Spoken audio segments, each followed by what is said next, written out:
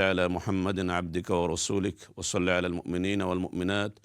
والمسلمين والمسلمات وبارك على محمد وأزواجه وذريته আলহামদুলিল্লাহ আমরা আল্লাহ পাক রব্বুল আলামিনের দরবারে লক্ষ কোটি শুকরিয়া সুজুদ কৃতজ্ঞতা জানাই। তারই সাথে রহমাতুল লিল আলামিন সাইয়্যিদুল মুরসালিন জনাব মুহাম্মদুর রাসূলুল্লাহ সাল্লাল্লাহু আলাইহি ওয়াসাল্লাম এর উপর এবং তার অনুসারী এবং তার পরিবারবৃন্দ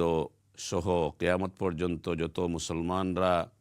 এই পৃথিবীতে আসবে সবার প্রতি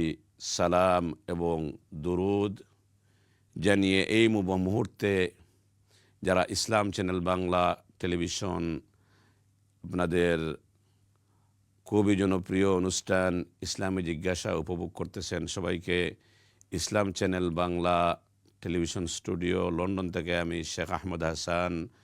পবিত্র রমাদানুল মুবারকের এই প্রথম দিনে সবাইকে আন্তরিক মোবারকবাদ এবং শুভেচ্ছা জানিয়ে আজকে আমাদের আলোচনার বিষয়বস্তু শুরু করতে যাচ্ছি ইনশাআল্লাহ। আল্লাহ পাক রব্বুল আলামিন আমাদেরকে আমলের নিয়তে শোনার, দেখার এবং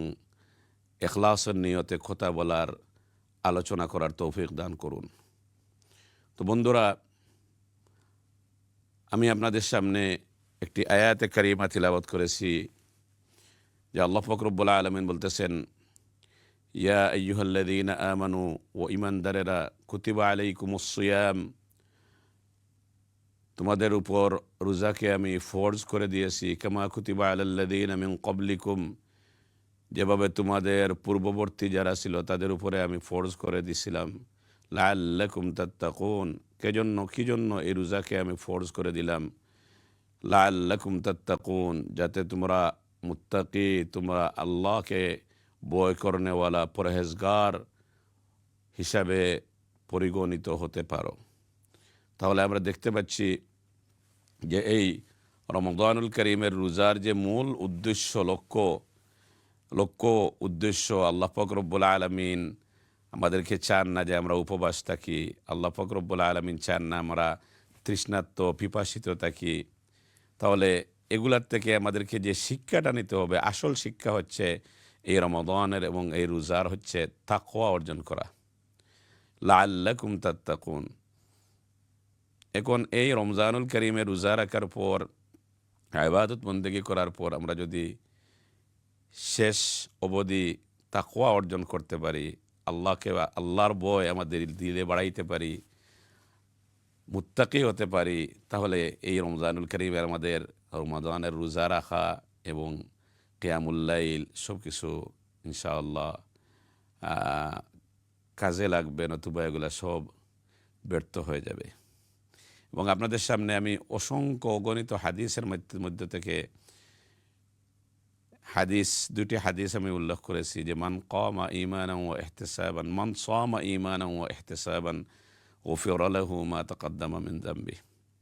যে জনাব রাসূল করিম সাল্লাল্লাহু আলাইহি সাল্লাম বলতেছেন যে মান সামা, যে মানুষ ঈমান সহকারে এবং ওয়া ইহতিসাবান, এবং এই ধারণা পোষণ করে যে আল্লাহ পাক রব্বুল আলামিন তাকে নেকি দিবেন, আল্লাহর কাছে প্রতিদানের আশা নিয়ে যে রোজা রাখবে, গুফিরা লাহু মা তাকদ্দামা মিন যামবিহি, এরকম রোজাদারের পিছনের যত পাপ রাশি গুনাহ রয়েছে আল্লাহ পাক রব্বুল আলামিন ক্ষমা করে দিয়ে দিবেন। তাহলে প্রথমে দুইটা শর্ত, একটি হচ্ছে ঈমানান, যে ঈমান থাকতে হবে। মুসলমান না হলে যতই রোজা রাখুক, আমরা দেখতে পাই অনেক অন্য ধর্ম যারা আছে, সনাতন ধর্মী, অন্য ধর্মে, এমনকি আমরা যে দেশে থাকি, যারা পশ্চিমা বিশ্বতে থাকি, এই রোজা যে স্বাস্থ্যের জন্য, রমজান ফাস্টিং যে স্বাস্থ্যের জন্য বেনিফিশিয়াল, এই জন্য অনেকে রোজা রাখে, উপবাস করে। কিন্তু এরকম উপবাস করলে যদি ঈমান না থাকে তাহলে আল্লাহর কাছে এটার সওয়াব পাওয়া যাবে না। ও ইহতিসাবান, এবং ঈমান থাকতে হবে এবং সাথে আশা রাখতে হবে যে আমি যে রোজা রাখতেছি, আমি যে ইবাদত বন্দেগী করতেছি, সেটার সওয়াব, সেটার প্রতিদান আল্লাহ পাক রব্বুল আলামিন দিবেন। এভাবে যদি আমরা ঈমান এবং নেকির আশা নিয়ে আমরা পরিপূর্ণভাবে সুন্দর রূপে খালিস নিয়তে আমরা রোজা রাখতে পারি, রমজানের সওম আদায় করতে পারি, তাহলে গুফিরা লাহু মা তাকাদ্দামা মিন যামবি, আমাদের পিছনের যে গুনাহ রাশি গুনাহগুলো রয়েছে, আমরা যে পাপ করেছি, আল্লাহ পাক রব্বুল আলামিন দয়াপরবশ হয়ে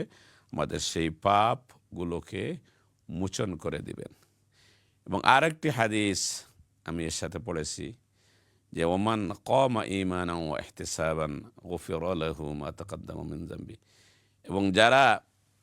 রাত্রে দণ্ডায়মান হবে, অর্থাৎ রাত্রে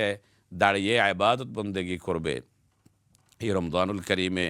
সে নামাজ পড়বে, কিয়ামুল লাইল করবে, তাহাজ্জুদ পড়বে, ইবাদত বন্দেগি জিকির আজকার করে রাতটি কাটাবে, অতিবাহিত করবে, তাদেরকেও আল্লাহ পাক রব্বুল আলামিন তাদের পিছনের যে পাপ আছে সেগুলো আল্লাহ পাক রব্বুল আলামিন ক্ষমা করে দিয়ে দেবেন। তাহলে আমরা শুধু যে দিনে রোজা রাখতেছি তা না, দিনে রোজা রাখার সব পাইতেছি, আবার রাত্রে যে আমরা ইবাদত বন্দেগি করতেছি, হাদিসের মধ্যে কোনো জায়গায় কিন্তু তারাওয়াহ হিসাবে কোনো নামাজ আসে নাই, বলা হয়েছে ওমান কামা, রাত্রে যত নামাজ, রাত্রে যত ইবাদত বন্দেগি সবকে কামা হিসাবে, অর্থাৎ রাত্রি জাগরণ হিসাবে ইবাদত হিসাবে গণ্য করা হয়েছে। তাহলে সেই সমান শর্ত যে কেউ যদি ঈমান সহকারে এবং সওয়াবের আশা নিয়ে রাত্রি জাগরণ করে, অর্থাৎ রাত্রি যদি সে ইবাদত বন্দেগি করে, তাহলে তার পিছনের সমস্ত পাপ রাশি গুনাহ আল্লাহ পাক রব্বুল আলামিন ক্ষমা করে দিবেন। আরেকটি হাদিস আমরা দেখতে পাই যে তিরমিজির বর্ণনা, যে মান কামা মাল ইমামে হাত্তা ইয়ানসরিফা ফি সলাতি তারাবিহ আও কিয়ামি রমাদান ইয়াকতুবুল্লাহু লাহু আজরা কিয়ামি লাইলাতিন কামিলাহ। যে মান কামা মাল ইমামে হাত্তা ইয়ানসরিফা, যে মানুষ রাত্রে তারাবিহ নামাজে অথবা তাহাজ্জুদে ইমামের সাথে পরিপূর্ণ করবে, পরিপূর্ণ অর্থাৎ প্রথম থেকে শুরু করবে এবং শেষ পর্যন্ত সে নামাজ, ইমাম যতক্ষণ পর্যন্ত নামাজ শেষ না করেন ততক্ষণ পর্যন্ত সে ইমামের সাথে নামাজ পড়বে, ইমামের অনুসরণ করবে, তাহলে ইয়াকতুবুল্লাহু লাহু আজরা কিয়ামি লাইলাতিন কামিলা, তাহলে আল্লাহ পাক রব্বুল আলামিন পুরা রাত্র সে ইবাদত বন্দেগি করেছে এই রকম সওয়াব তার আমলনামার মধ্যে আল্লাহ পাক রব্বুল আলামিন লিখে দিবেন। সুবহানাল্লাহ। তাহলে এখান থেকে আমরা একটা জিনিস আমাদের পরিষ্কার হইল যে আমরা অনেকে এই যে তারাওয়াহ হাসে বিভিন্ন জায়গায় দেখবেন 8 রাকাত পড়ে অনেকে চলে যায়, আবার অনেক জায়গায়, বেশিরভাগ জায়গায় 20 রাকাত পড়া হয়। তো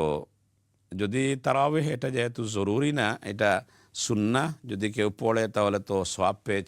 পাইতেছে, না পড়লেও কিন্তু কোনো গুনাহ হইতেছে না। কিন্তু সবচেয়ে আফজল এই হাদিসের আলোকে আমরা দেখতে পাই যে বেটার হচ্ছে, ভালো অপশন হচ্ছে পুরাপুরি ইমামের সাথে পরিপূর্ণ করা। এখন যদি কোনো মানুষ জায়গায় ইমাম এমন হয় যে সে 10 রাকাত পড়াইয়া শেষ করে ফেলে, তাহলে আপনিও যদি তাকে 10 রাকাত ফলো করেন, তাহলে আশা করা যায় এই হাদিসের আলোকে আপনি পুরা রাত্র ইবাদতের সওয়াব পেয়ে যাবেন। এবং কোনো জায়গায় যদি 20 রাকাত ইমাম সাহেব পড়ান আর আপনি ওই জায়গায় 20 রাকাত না পড়ে 8 রাকাত পড়ে চলে যান, তাহলে কিন্তু এই যে এই হাদিসের আলোকে, এটা আমার কোনো কথা না, এই হাদিসের আলোকে এই যে তারাওয়াহ বা কিয়ামুল লাইলের যে পুরাপুরি সওয়াব, এই পুরাপুরি সওয়াবটা আপনি পাচ্ছেন না। তাহলে 20 রাকাত পড়তে হবে, 8 রাকাত পড়লে হবে না, অথবা 8 রাকাত পড়তে হবে, 20 রাকাত পড়লে হবে না, আমি এই দিকে যাচ্ছি না। শুধু এই হাদিসের মর্মার্থ আপনাদের সামনে বিশ্লেষণ করতেছি যে হাদিসের ভাষায় হচ্ছে মান কামা মাল ইমাম হাত্তা ইয়ানসরিফা ফি সলাতি তারাবিহ আও কিয়াম রমাদান